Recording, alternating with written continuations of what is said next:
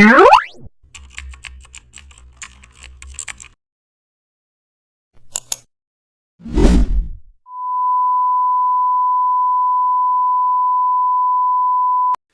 we are how to design color grading for storytelling images.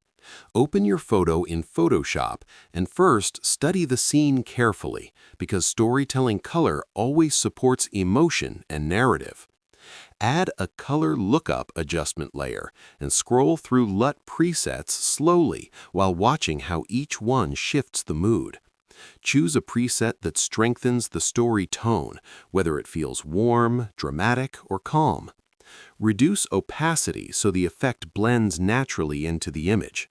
Subtle control is what makes storytelling edits believable. Next, add a curves adjustment layer and gently refine contrast so light directs attention toward the main subject.